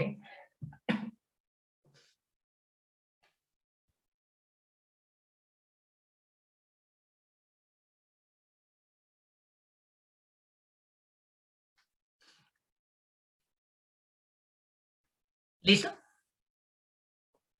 Listo, profe, gracias. Perfecto. Listos. Entonces, lo que estaba comentando, la unicidad es consecuencia inmediata del corolario anterior. ¿Listos? La parte 3. Muy bien. Listos. Entonces, consideramos el siguiente conjunto F. Vamos a tomar el conjunto de las parejas ordenadas XY en W1 por W2, tales que W1 de X es isomorfo a W2 de Y. ¿Alguien me puede decir por qué este conjunto es no vacío?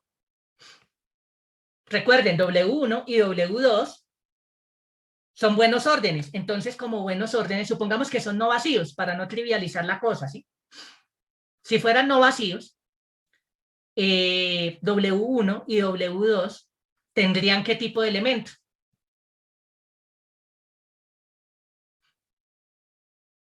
Si W1 y W2 son no vacíos, ¿tienen qué tipo de elemento? Muchachos, eso ya tiene que ser ya inmediata la respuesta. Mínimo, muy bien, Catalina.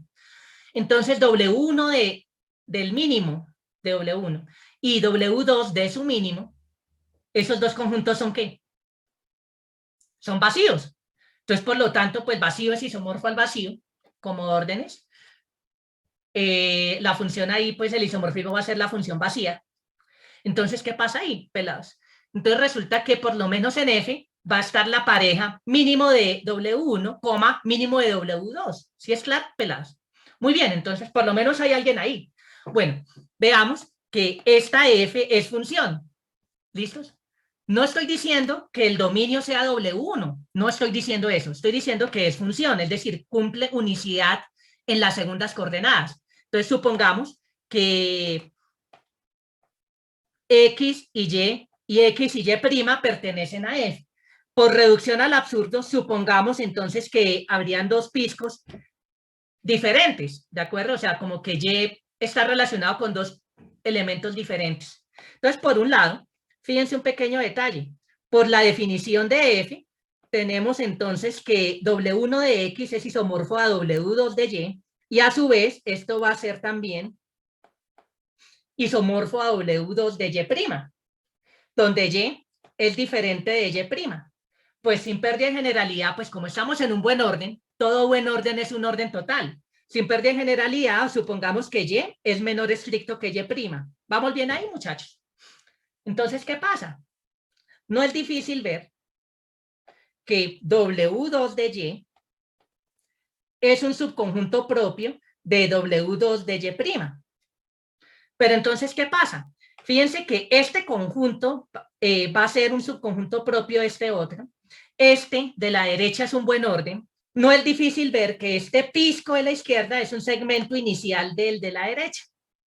Pero por esto van a ser isomorfos. Eso es una contradicción, eso no puede pasar. ¿Listos? Muy bien. Pero entonces aquí tendríamos entonces que W1 de Y es isomorfo a W2 de Y'. Pero entonces acá recordemos, no lo escribí, pero lo dije. Este de la izquierda va a ser un segmento inicial del de la derecha, esto viéndolo como un buen orden. Y vamos a tener ese isomorfismo, contradicción. Entonces, ¿de dónde surgió la contradicción? De suponer que estos dos son diferentes. Entonces, por lo tanto, bueno, aquí pues esa observación que acabo de hacer es básicamente consecuencia de esto. Si miramos esto, ¿cierto? Este buen orden, W2 de Y', y vemos el segmento inicial relativo a Y, pues como conjunto va a coincidir con este segmento inicial de W2 de Y. Entonces, claro, entonces esto va a ser un segmento inicial propio de este personaje, de ahí, y entonces ahí ya radica la contradicción, ¿listos? Pero entonces, ¿de dónde surgió la contradicción? La contradicción surgió básicamente de suponer que estos dos son diferentes. Entonces, pues, ¿qué es lo que acabamos de mostrar? Que si estas dos parejas están en F, estos dos piscos, Y y Y', tienen que ser iguales. Entonces, F es función. ¿Es claro para todos? Listo, muy bien. Pero entonces, ahora lo que tenemos que demostrar es que esta función es creciente. Demostremos que F es una función creciente. Todavía no nos hemos metido con el dominio. El dominio apenas es un subconjunto de W1. ¿Listos? Muy bien. Entonces, supongamos que X es menor que X'. Pero esto, pues, según el orden de quién. Esto según el orden de W1. Pero X y X' en el dominio de F, que no sabemos qué es todavía. ¿Listos? Entonces, ¿eso qué nos quiere decir? Pues, por definición de F, no, miren que W1 de X' va a ser isomorfo a W2 de su imagen. Por la definición de F va a pasar esto. ¿Listos? Entonces sea H tal isomorfismo. ¿Listos? Como X es más pequeño que X', restringamos H a W1 de X. Entonces esto va a ser un isomorfismo entre estos dos personajes. ¿Listos? No es difícil verlo. Entonces, por definición de F, pues entonces F de X va a ser exactamente H de X, esa imagen. Pero note lo siguiente. H de X, pues por definición de H, pues este H de X cae en este conjunto. Entonces va a ser menor estricto que F de X'.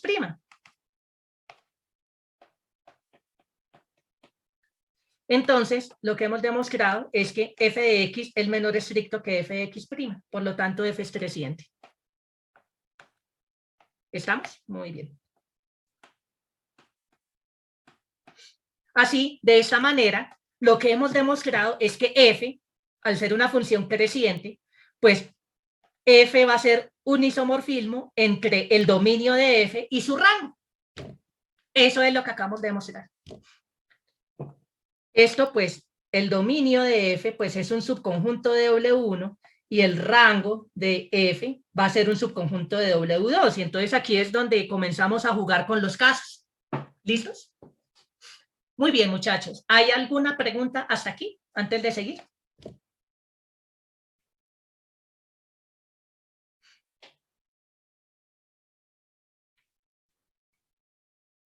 Perfecto, muchachos. Entonces, Un primer caso es, pues en el caso hipotético que el dominio sea todo W1 y el rango de esta función sea todo W2, pues ¿qué es lo que tenemos? El primer caso, W1 resulta ser isomorfo a W2, caso 1. ¿Listos? Muy bien. Perfecto. Entonces, ahora, ¿cuáles son los dos casos? Ahora, ¿cuáles son los otros dos casos que nos harían falta?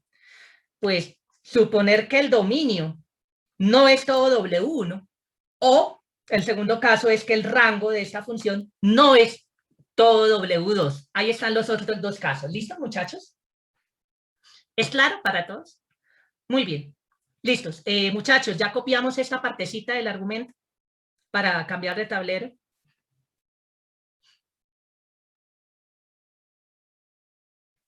¿Podemos continuar, muchachos?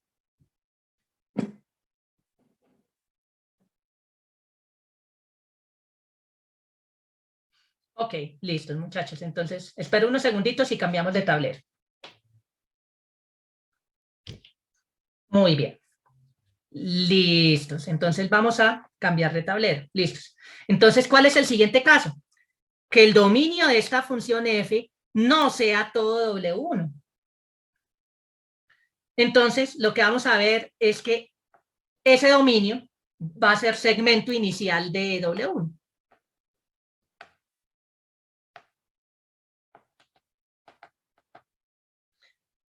En este caso, entonces, sea X en S, en el dominio de F, y sea Z alguien por debajo. Vamos a ver que Z está en el dominio. Como X está en el dominio de F, entonces, pues, nosotros entonces tenemos un isomorfismo por definición de F entre W1 de X y W2 de su imagen. Esa es la definición de F. Entonces, sea H es isomorfismo. Entonces, recordemos que esto se tiene porque X está en el dominio de F y la definición de F me dice que X está relacionado con un Y si esos dos segmentos iniciales son isomorfos. Listo. Esa es la misma, esa es la definición de F. ¿Listos? Entonces, ¿ahora qué hacemos? Tomamos este isomorfismo y lo restringimos a este subconjunto de W1 de X. Lo restringimos al segmento inicial W1 de Z. Entonces, esto va a ser un isomorfismo entre este pisco y este otro, entre estos dos segmentos iniciales. Por lo tanto, pues, ¿qué me quiere decir? Pues que Z es isomorfo, o sea, W1 de Z, Z cumple la propiedad que este segmento inicial es isomorfo a otro segmento inicial acá. Este elemento aquí va a ser la imagen de Z vía F. ¿Listos? Por la definición de F, entonces pues lo que acabamos de ver es que Z pues pertenece a este conjunto, porque es isomorfo, este segmento inicial es isomorfo a otro segmento inicial de esta forma allí. Esa es por la definición de F. Entonces, por lo tanto, Z pertenece a S. Entonces, lo que acabamos de demostrar es que el dominio de F es cerrado hacia abajo. Como es un subconjunto propio, es un segmento inicial. ¿Listos? Ahora, pues lo que vamos a demostrar aquí es que en este caso, el rango de F tiene que ser todo W2 forzosamente. Todo W2. Si no, mismo argumento anterior, si tenemos acá que la contenencia es propia, entonces T sería segmento inicial de W2. Es replicar este mismo argumento. ¿Listos?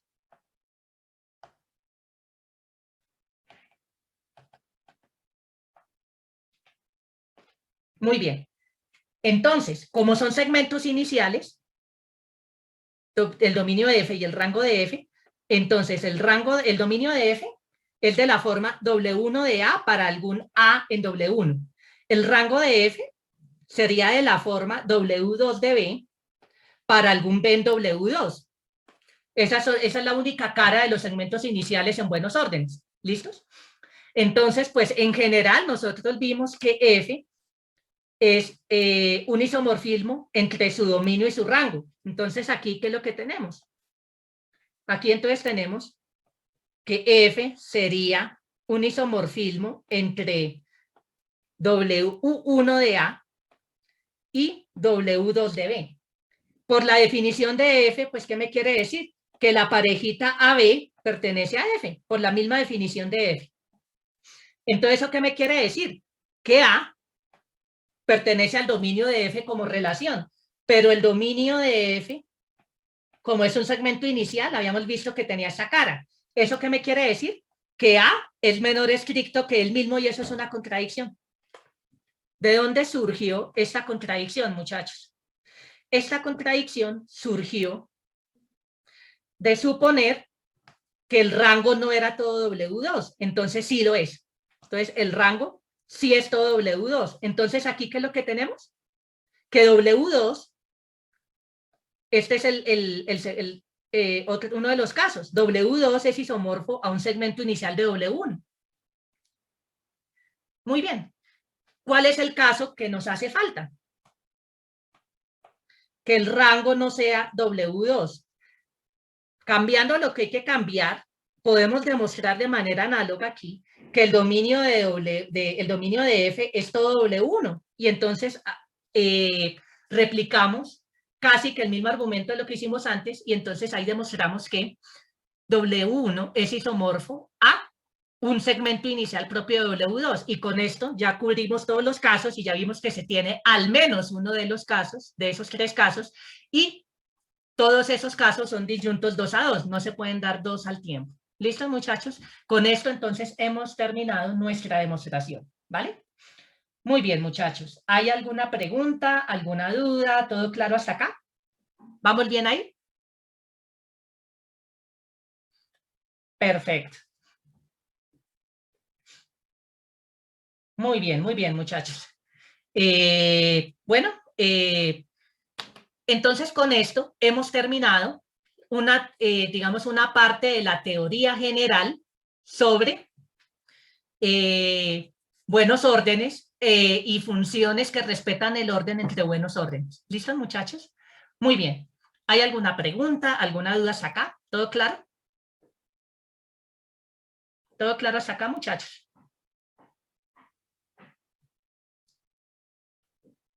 Ok, sobreentiendo ese silencio como que pues que no hay problemas por ahora. Bueno, yo sé, siempre vimos bastante tema hoy, ¿no? Y eso pues que no llegamos en sí a la definición de ordinal, pero sin embargo estudiamos un poquito a profundidad algunas generalidades sobre los buenos órdenes, que van a ser importantísimos cuando estemos estudiando ordinales. Toda esta teoría la vamos a aplicar en el caso particular de los ordinales más adelante, como vamos a ver.